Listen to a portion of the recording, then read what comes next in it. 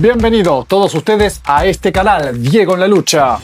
Cuando uno mira el tablero mundial de la energía, entiende que el problema que se viene no es pequeño, es gigantesco. Y lo más grave es que la mayoría de la gente todavía no lo está viendo. Durante años, el mundo consumía alrededor de 105 millones de barriles diarios de petróleo, y ese sistema estaba relativamente equilibrado.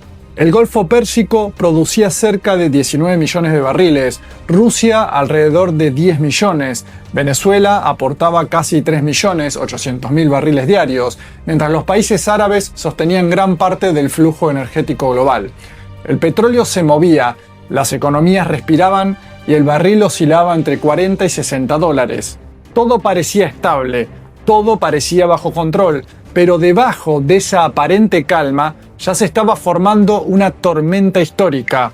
Y esa tormenta tenía un nombre: inteligencia artificial. Porque mientras el mundo seguía mirando el petróleo, China estaba jugando otra partida, una partida silenciosa, estratégica y brutal. China entendió antes que nadie que el verdadero poder no estaba solamente en los recursos naturales, sino en controlar la producción global. ¿Y qué tenía China? Tenía 1.300 millones de personas y puso a trabajar a millones y millones de chinos para tomar el control operativo de buena parte de la economía mundial. Poco a poco comenzó a dominar mercados, fábricas, cadenas de suministro y sectores industriales enteros. Y mientras eso sucedía, las grandes tecnológicas empezaban a crecer por encima de las petroleras. El dinero comenzaba a abandonar lentamente la economía real para ir hacia la especulación financiera. Ahí está la gran diferencia entre Oriente y Occidente. La economía norteamericana se volvió una economía profundamente especulativa, sostenida por la bolsa y el capital financiero. Mientras tanto, China, India, Singapur, Indonesia, Vietnam o Malasia seguían apostando a economías productivas. Y esas economías productivas eran las que terminaban alimentando el sistema especulativo occidental. En ese contexto, Venezuela cumplía un rol fundamental. Sus casi 4 millones de barriles diarios ayudaban a mantener la estabilidad global. Pero entonces llegó el año 2019, y acá ocurre algo que hoy muchos recién empiezan a comprender. Aparece Juan Guaidó apoyado por Estados Unidos y Washington toma una decisión que termina convirtiéndose en un disparo en el pie. Sacan a Citgo de la operación y en los hechos sacan a Venezuela de la ecuación petrolera internacional. Y atención con esto, porque Citgo no era cualquier empresa, era la filial de PDVSA, Petróleos de Venezuela, en Estados Unidos. Refinación, transporte, comercialización de gasolina, lubricantes y una red de 19.000 estaciones de servicio dentro de territorio norteamericano. Citgo era tan importante que ni siquiera George Bush se animó a tocarla cuando Hugo Chávez estaba en el poder, a pesar del enfrentamiento brutal que existía entre ambos gobiernos. Pero Estados Unidos avanzó igual. El resultado, un déficit energético gigantesco, porque al sacar a Venezuela del mercado, Estados Unidos comenzó a arrastrar un faltante de casi 3.800.000 barriles diarios durante años. Y justo cuando el mundo necesitaba más energía por el crecimiento tecnológico y el avance de la inteligencia artificial, explota otro conflicto, la guerra entre Rusia y Ucrania. Biden se involucra de lleno en el conflicto. Europa pierde estabilidad energética y el gasoducto del norte europeo queda destruido. Y esto todavía no ha sido dimensionado en términos económicos, porque Europa quedó atrapada en una crisis energética gravísima. El gas se disparó, los costos industriales aumentaron y el sistema empezó a tambalear. Y mientras tanto, Medio Oriente se volvía otra vez un polvorín. Estados Unidos e Israel entrando en tensión directa con Irán, rutas marítimas amenazadas y un mercado petrolero cada vez más nervioso. El mundo empezó a quedarse sin margen. Europa tiene problemas serios de gas Estados Unidos tiene problemas de diésel, la inteligencia artificial demanda cada vez más energía, los centros de datos consumen cantidades monstruosas de electricidad y en ese contexto la estabilidad energética norteamericana tiene prácticamente una única salida inmediata: Venezuela. Porque si Venezuela no logra meter nuevamente al mercado unos 2 millones de barriles adicionales, el problema puede volverse explosivo. Y encima aparece otro dato alarmante: Emiratos Árabes Unidos comienza a distanciarse de la OPEP, algo gravísimo para la estabilidad del mercado. Porque hablamos de un país con capacidad para producir más de 4 millones de barriles diarios. El tablero global empieza a mostrar grietas por todos lados. China tiene un déficit energético de 9 millones de barriles. Estados Unidos arrastra un déficit de 6 millones. India necesita 8 millones más. Y según las proyecciones, para el año 2030, el mundo va a necesitar cerca de 125 millones de barriles diarios. El problema es que el tiempo se está agotando y el único lugar del planeta que todavía tiene capacidad real de aumentar producción rápidamente utilizando infraestructura ya existente es Venezuela. Venezuela podría volver a producir 3 millones de barriles diarios en los próximos años y convertirse en la pieza clave para evitar una crisis energética mundial. Esto no es una teoría conspirativa. Esto se le viene diciendo a Donald Trump desde su primer mandato y también ahora, porque si no se logra aumentar la producción energética global, el mundo puede enfrentarse a apagones masivos en la próxima década. Y eso sería catastrófico. Por eso el restablecimiento de relaciones petroleras entre Estados Unidos y Venezuela es mucho más importante de lo que muchos imaginan. Venezuela necesita dólares, inversiones y estabilidad monetaria, y Estados Unidos necesita desesperadamente energía. Para que entiendan el nivel de integración que existía, en 2014 el intercambio comercial entre Venezuela y Texas rodaba los 49.000 millones de dólares, y las sanciones terminaron destruyendo ese circuito económico.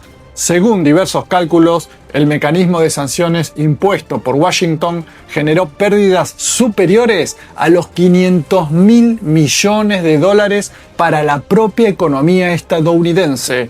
Un verdadero suicidio económico. Paradójicamente, fue el propio Trump quien terminó perjudicando a Estados Unidos cuando avanzó contra Citgo, y ahora el mismo sistema norteamericano necesita reconstruir urgentemente los puentes con Caracas, porque el reloj sigue corriendo y la luz puede apagarse. Mientras tanto, las piezas empiezan a moverse nuevamente.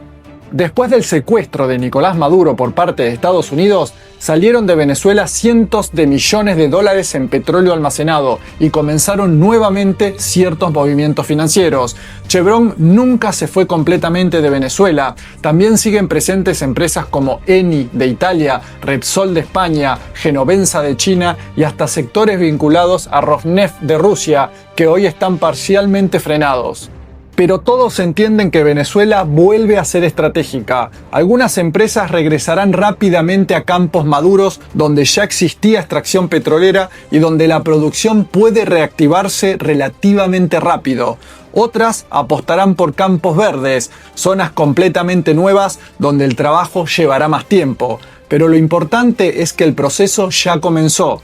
Claro que esto no ocurre de un día para el otro. Hay que reactivar pozos, reconectar bancos centrales, abrir cuentas internacionales, levantar sanciones, traer maquinaria, recuperar tuberías, rehabilitar infraestructura y volver a poner en funcionamiento toda una red financiera que estuvo prácticamente destruida durante más de una década.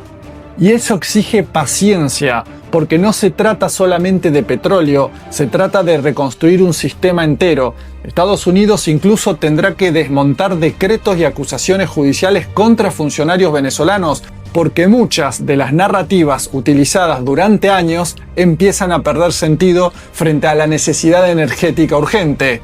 Y si esta reconexión avanza, Venezuela puede entrar en una etapa histórica de reactivación económica, porque las inversiones petroleras arrastran detrás hospitales, carreteras, centrales eléctricas, transporte, alimentación, construcción, empleo, servicios y consumo. todo empieza a moverse. Y acá aparece otro dato impresionante. Muchos de los tubos, válvulas y sistemas necesarios para recuperar la infraestructura petrolera venezolana están hoy en Texas, pero fabricados en China. Así de globalizado está el mundo. Incluso el sistema eléctrico venezolano, construido en gran parte por empresas estadounidenses y deteriorado durante años de sanciones y crisis, tendrá que ser reacondicionado para soportar el volumen de inversiones que podría llegar. Y acá es donde hay que decir algo importante. Nadie se está robando el petróleo de Venezuela. Esa narrativa simplista de traición muchas veces ignora la dimensión geopolítica real del problema. Según distintos analistas, invertir en Venezuela en los próximos años podría convertirse en uno de los negocios más rentables del planeta. Venezuela literalmente está flotando sobre un océano de petróleo. Para que entiendan las cifras, un solo barco petrolero cargado con 2 millones de barriles con el petróleo a $80 representa unos 160 millones de dólares. Después de impuestos y costos operativos, podrían quedar alrededor de 90 millones limpios para Venezuela por cada embarque. Ahora bien, con todo esto sobre la mesa, volvamos al debate político y emocional que explotó alrededor de Nicolás Maduro. Porque hay personas que gritan traición desde la rabia, desde la emoción y desde la desesperación. Pero la geopolítica no funciona con emociones, funciona con correlación de fuerzas, funciona con cálculo frío. Entonces hagamos un ejercicio. Primera hipótesis, Maduro respondía militarmente, se activan misiles, se derribaban algunos aviones y el conflicto escalaba. ¿Y después qué? Estados Unidos declaraba la guerra total, en cuestión de horas utilizando superioridad aérea, inteligencia satelital, inteligencia artificial y capacidad tecnológica. Podían eliminar a toda la cúpula chavista, Maduro, ministros, gobernadores, mandos militares. Ya lo hicieron en Medio Oriente y en menos de 24 horas el Estado venezolano podía quedar decapitado, sin conducción, sin coordinación, con las Fuerzas Armadas completamente desorganizadas frente al poder militar norteamericano. Después vendría lo peor. La infraestructura destruida, ciudades colapsadas, apagones, falta de agua, hospitales paralizados, medicamentos inexistentes y el país entrando en una anarquía total. El escenario perfecto para operaciones de exterminio, caos interno y fragmentación territorial. Ahora veamos la segunda hipótesis. Maduro y el alto mando deciden no escalar el conflicto, absorben el golpe, no activan completamente la defensa aérea, evitan darle a Washington la excusa perfecta para lanzar una invasión abierta. ¿Qué se gana con eso? Tiempo. Tiempo para reorganizarse, tiempo para negociar, tiempo para esperar cambios en el escenario internacional, tiempo para que entren inversiones masivas a territorio venezolano y el chavismo recupere capacidad de negociación internacional, exactamente la capacidad que Chávez tenía cuando Venezuela era energéticamente indispensable. Esto no se trata de emociones, esto es geopolítica pura. Y en geopolítica, el que pierde el control emocional pierde la partida. Por eso sectores como María Corina Machado y buena parte de la derecha internacional están tan nerviosos, porque entienden perfectamente lo que está en juego. Saben que si vuelven las inversiones gigantescas a Venezuela y el Estado venezolano sigue controlado por el chavismo, cambia completamente el equilibrio político regional. Lo cual es un gran error, porque si precisamente Delcy Rodríguez ha comenzado a llevar adelante acciones que empiezan a permitir cierta apertura y los primeros pasos a una transición, es porque tiene presión y fuerza, no porque se le quita la presión y la fuerza. Si se le quita esa supervisión y ese seguimiento, van a regresar a sus prácticas previas de más represión y más corrupción. Entonces, al contrario, creo que es un momento en el cual Europa debe enviar un mensaje firme e inequívoco de que están del lado de la gente y no del crimen, del lado de la justicia. El resto de los gobernantes.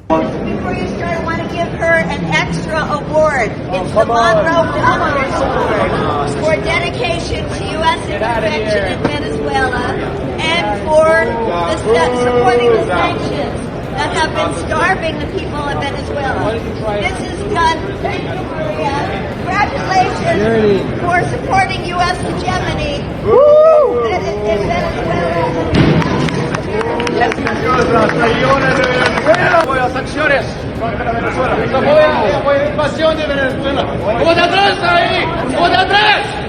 And I'm sorry, Maria, that Donald Trump doesn't find you useful anymore. Yeah, we should all be thanking Maria Corina Machado because she is a glowing example of when you collaborate with the United States and Israel. You ask for sanctions, you ask for your country to get bombed, it gets bombed, you get to speak at a free AI conference. So thank you, hope it was worth it. Sorry, Maria, he didn't make you president because he doesn't need you anymore, because the Venezuelan people don't support. Y por eso intentan instalar la narrativa de la traición, para dividir al chavismo desde adentro, justo en el momento donde Venezuela podría volver a convertirse en uno de los actores energéticos más importantes del planeta. Una vez más, te confirmo lo que ya sabemos. Cory necesita mantener el clima de conflictividad social, en especial en la calle,